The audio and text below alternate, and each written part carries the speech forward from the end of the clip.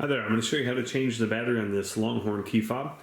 This is out of a 2019 and it's got the lift gate and all that jazz.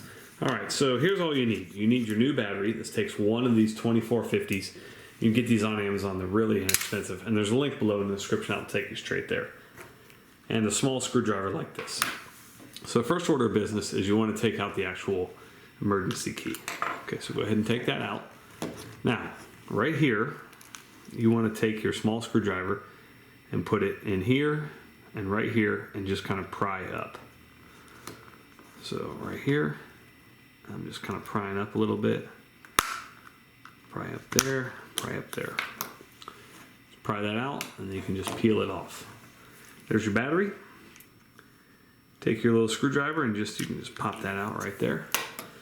Now take your new 2450 battery plus side up, put that in, and reinstalling this is just as simple as snapping it back in, just like that. All right, put your key back in, you're all set. Thanks so much for watching. Make sure you hit that thumbs up button.